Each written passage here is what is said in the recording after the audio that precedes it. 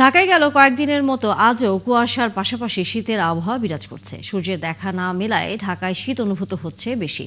রয়েছে উত্তরের হিমেল হাওয়া। আগামী কয়েকদিন ঢাকায় শীত বাড়ছে না বলে জানাচ্ছে আবহাওয়া অফিস। তবে উত্তরের জেলাগুলোতেই শীত আরও বাড়বে। শাহরিয়ার ইমতিয়াজের রিপোর্ট। ঘন কুয়াশায় আচ্ছন্ন ইট পাথরের এই রাজধানী। সকাল গড়িয়ে দুপুরেও মিলছে না সূর্যের দেখা। এমন ঠান্ডায় বিপর্যস্ত স্বাভাবিক কর্মব্যস্ত জনজীবন। সবচেয়ে বেশি বিপাকে শ্রমজীবী ও নিম্ন আয়ের মানুষ। যাত্রী কম, প্যাসেঞ্জার কম, শীতে মানুষ বাইরে না, কম বাইরে।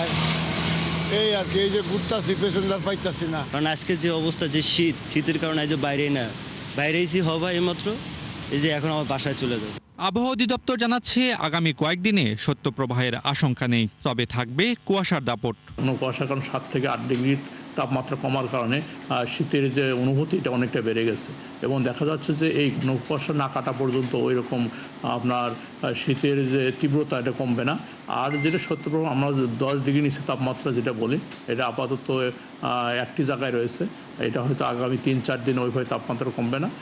হয়তো আপনার আবার জানুয়ারি 1 উইক যে অনেক জায়গায় তাপমাত্রা 10-এর নিচে নেমে আসবে, সেই সময় একটা মৃত থেকে মাঝারি প্রথমে একটা শৈত্যপ্রবাহ আসবে। আগামী কয়েকদিন ঢাকায় কমছে না শীত, দেখা মিলবে সূর্যের। শাহরিয়ার ইমতিয়াজ, 71, ঢাকা।